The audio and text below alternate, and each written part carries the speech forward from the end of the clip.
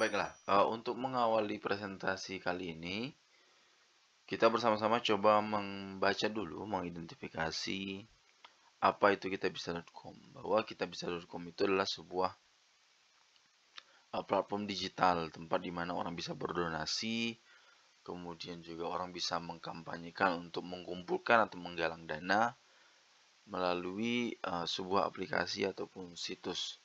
Jadi secara online, tidak terbatas waktu dan juga tidak terbatas lokasi geografi gitu. Bahwa sejarah kitabisa.com ini diawali oleh sebuah gerakan sosial, yaitu intinya bagaimana agar kita bisa menghubungkan antara orang yang ingin berdonasi dengan orang yang membutuhkan dana gitulah. Kemudian pada tahun 2017 aplikasi kita.com ini baru meluncur, meskipun sebenarnya embrionya itu sudah ada semenjak tahun 2014. Dan juga pada tahun 2018 kemarin, kitabisa.com mengklaim bahwa mereka telah menghubungkan 1 juta orang baik dengan kurang lebih 500 miliar dana yang terkumpul dan juga disalurkan. Pertanyaannya, apakah kitabisa.com ini memiliki izin untuk menggalang dana? Jadi mereka menyatakan bahwa sudah memiliki izin PUB, yaitu pengumpulan uang dan barang, dari Kementerian Sosial untuk kategori umum dan kategori bencana. Kemudian kitabisa.com juga telah memiliki izin PUB, penggalangan uang dan barang,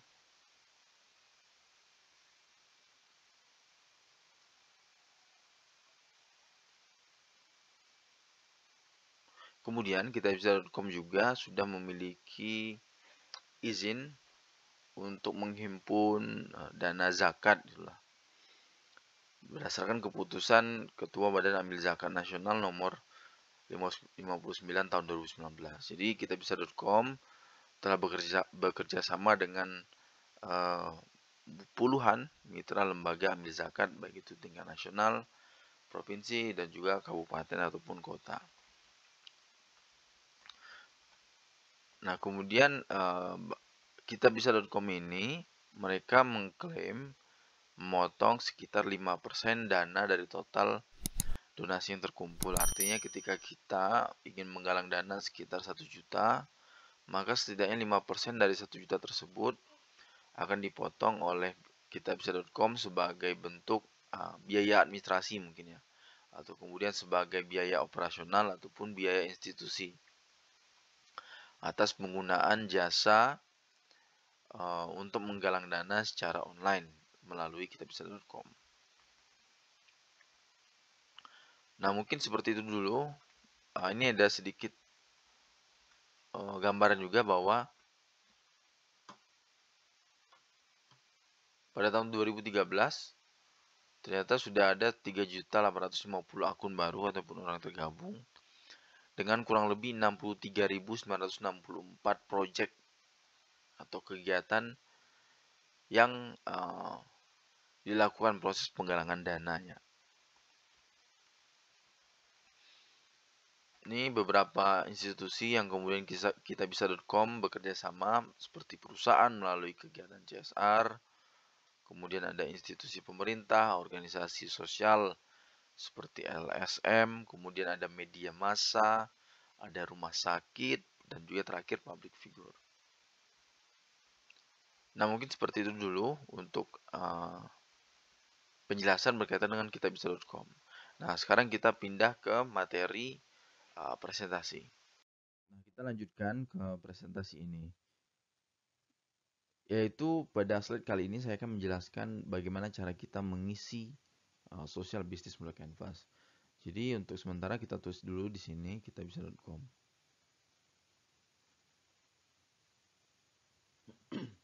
Nah, teman-teman bisa melihat bahwa ada 14 segmen yang harus diisi di dalam social business model Canvas. Mari kita mulai dengan social value proposition, bahwa di dalam segmen ini isinya itu mirip dengan value proposition yang ada di business model Canvas. Kita tidak harus spesifik menjelaskan barang atau jasa seperti apa yang kita tawarkan, tapi kita bisa menjelaskan secara abstrak value atau nilai apa yang ingin kita transfer atau kita jual atau kita informasikan kepada konsumen dan juga beneficiaries. Dalam konteks kitabisa.com kita bisa melihat bahwa mereka itu menawarkan yang namanya kemudahan. Kemudahan untuk apa? Kemudahan untuk berdonasi dan juga mengumpulkan dana.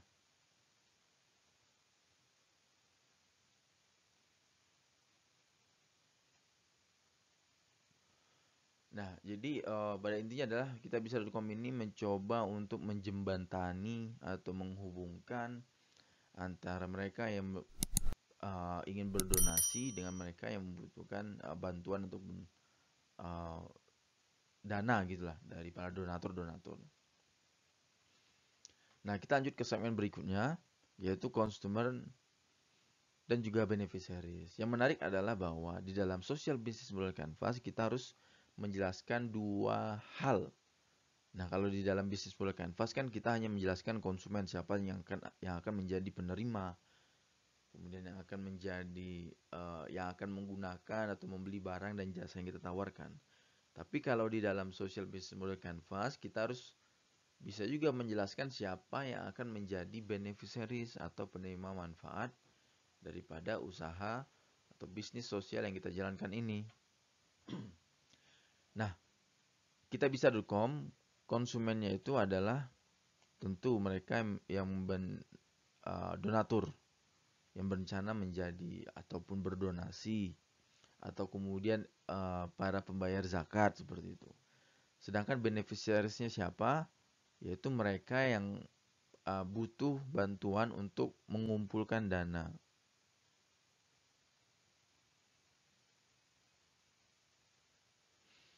Bisa jadi itu individu ataupun organisasi serta kelompok. Nah, dalam konteks CNB ini sebenarnya kita bisa buat lebih rumit lagi. Seperti donatur ini kriterianya orang macam apa gitu loh. Apakah mungkin mereka yang secara financial keuangan itu sudah mapan, kemudian mereka yang sudah melek teknologi seperti itu. Kemudian mereka yang punya akses terhadap internet, kemudian tinggal di daerah perkotaan dan berbagai macam lagi. Nah, itu kita bisa buat lebih rigid, lebih detail. Tetapi dalam kesempatan kali ini saya akan menjelaskan hanya sedikitlah di permukaan saja. Nah, kemudian kita masuk ke segmen berikutnya, yaitu channel.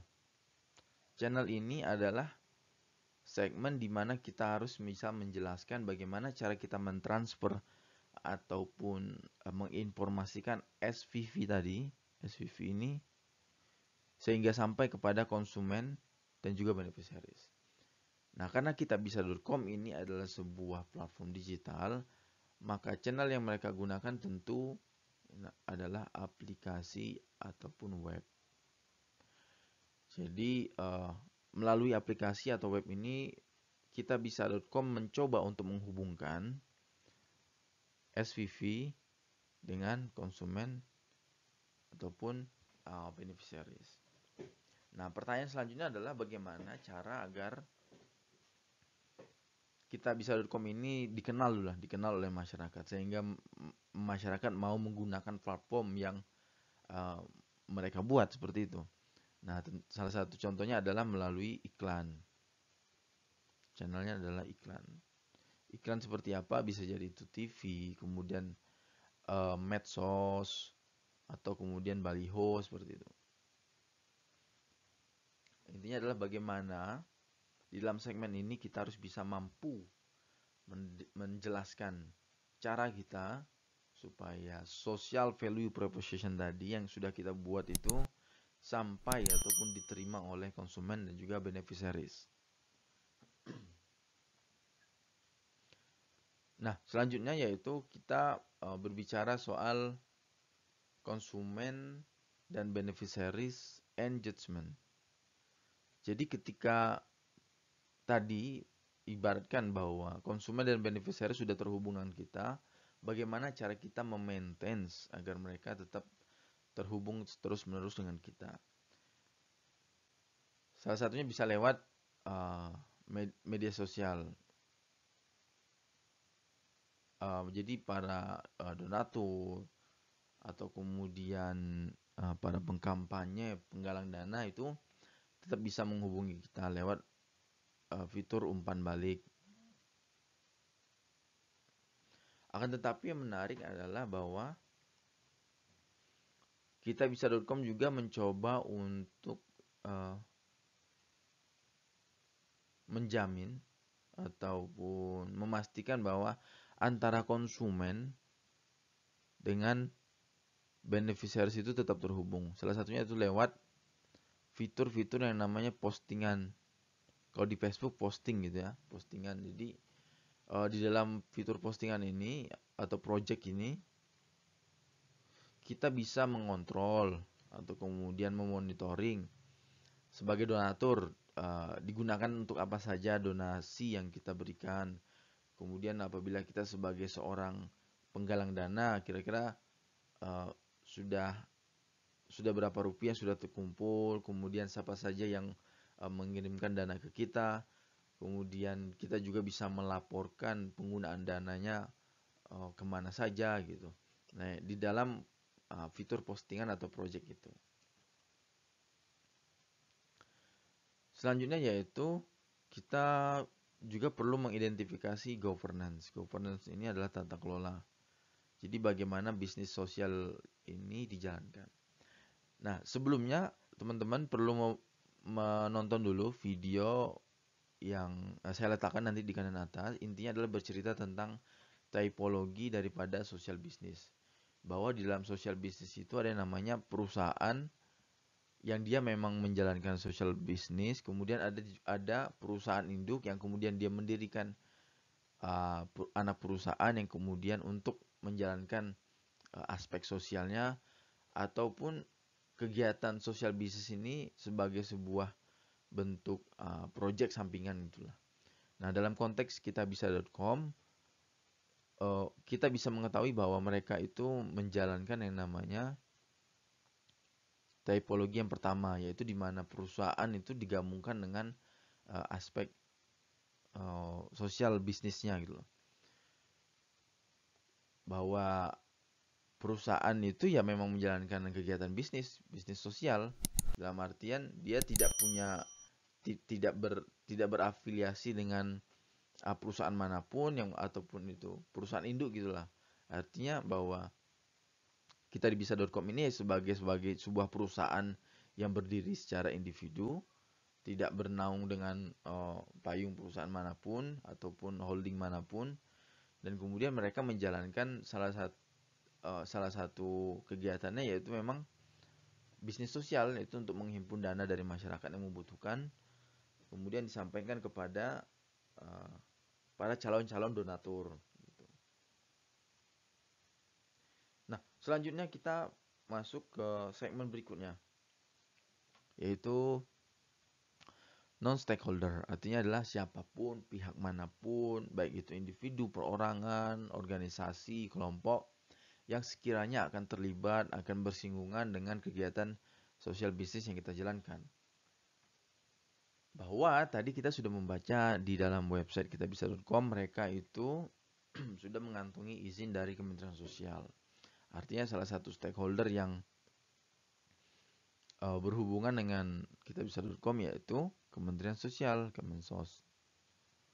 Kemudian kitabisa.com juga ternyata mereka menjalin atau memiliki afiliasi dengan berbagai lembaga amil zakat di kabupaten, kota, provinsi di seluruh Indonesia.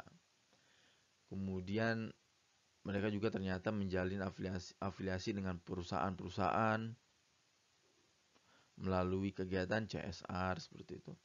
Dan berbagai, intinya adalah pada segmen ini teman-teman harus bisa mengidentifikasi pihak-pihak mana saja yang nanti sekiranya akan bersinggungan lah atau kemudian akan terlibat dalam proses berjalannya kegiatan sosial bisnis yang teman-teman lakukan seperti itu. Selanjutnya kita masuk ke key resource. Key resource ini ya sama seperti bisnis model Canvas sebelumnya, saya jelaskan bahwa apa sih menjadi sumber daya utama yang harus dimiliki oleh perusahaan? Tentu karena ini basisnya digital adalah aplikasi. Kita bisa harus memiliki aplikasi atau web gitu. Akan tetapi bisa buat teman-teman buat lebih rigid lagi dalam artian bisa itu sifatnya mungkin karyawan atau kemudian kantor seperti itu. Nah, itu adalah key resource. Nah, kemudian key activity adalah aktivitas utama yang dijalankan oleh bisnis sosial teman-teman sekalian, bahwa dalam konteks kitabisa.com aktivitas utama mereka adalah mencoba untuk menjembatani antara donatur dan penggalang dana.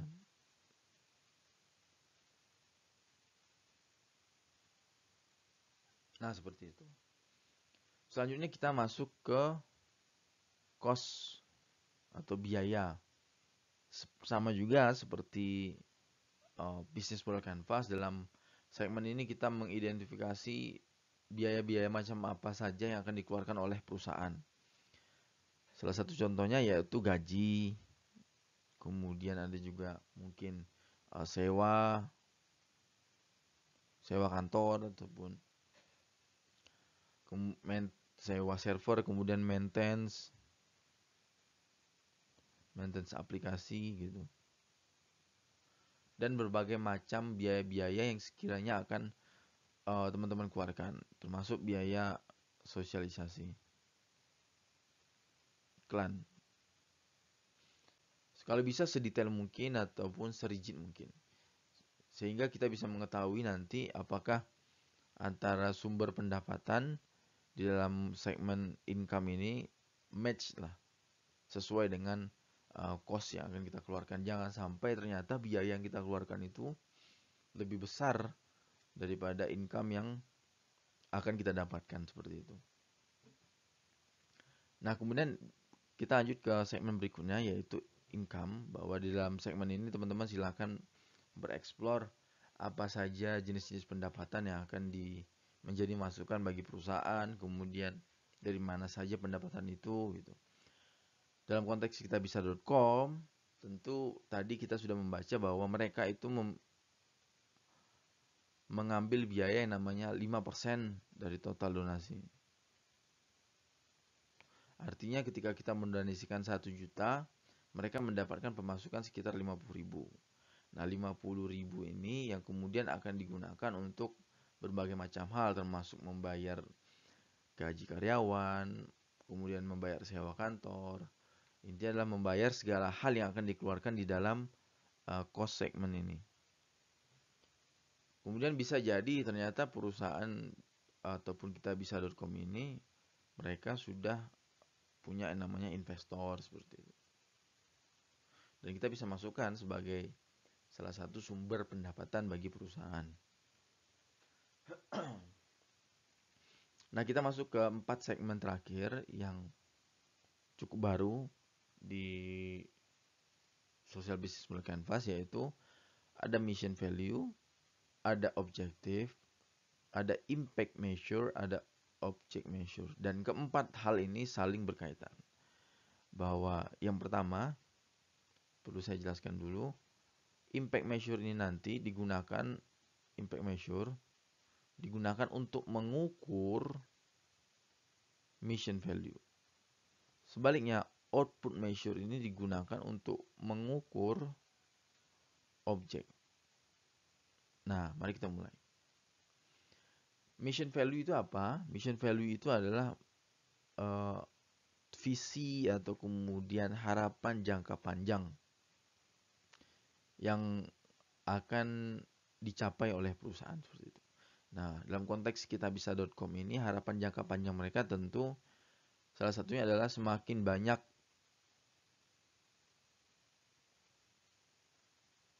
donatur dan penggalang dana yang menggunakan platform mereka untuk kegiatan donasi dan juga proses penggalangan dana seperti itu. Kemudian kalau objek ini apa sih sebenarnya objektif ini? Objektif ini adalah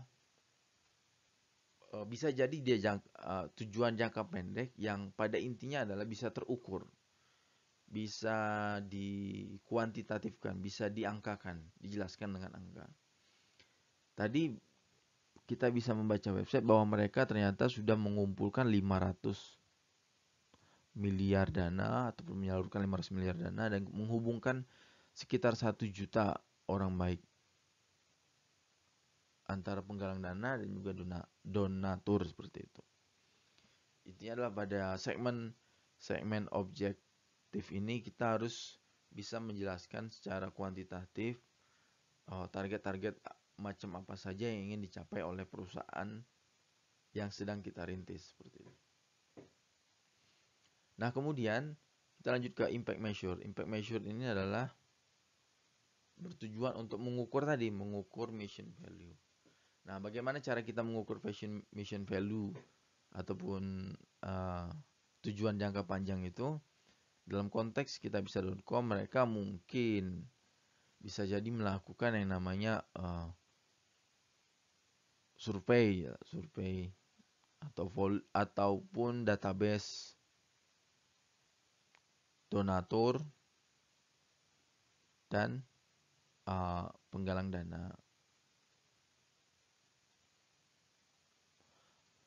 Ini adalah kita harus menjelaskan alat macam apa, seperti apa yang akan kita gunakan untuk mengukur mission value tadi. Nah, selanjutnya yaitu maksud saya output measure. Di dalam segmen ini teman-teman harus bisa menjelaskan sekiranya bagaimana cara mengukur ataupun menjelaskan alat seperti apa saja atau bagaimana cara menggunakan alatnya untuk mencapai data-data kuantitatif yang sudah dijelaskan di dalam segmen objektif ini tadi. Nah, bisa jadi di sini nanti teman-teman melakukan yang namanya menyebar kuesioner,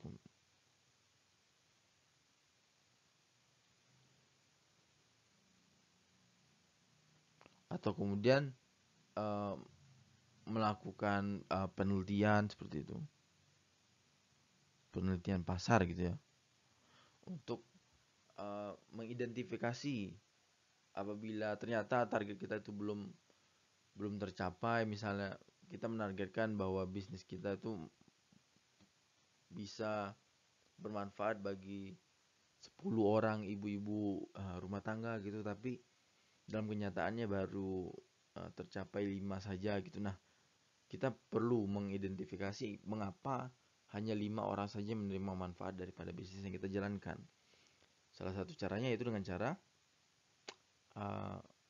melakukan wawancara kepada ibu-ibu yang mungkin belum berkesempatan menerima manfaat daripada bisnis sosial yang kita jalankan dan berbagai macam metode-metode lainnya seperti itu.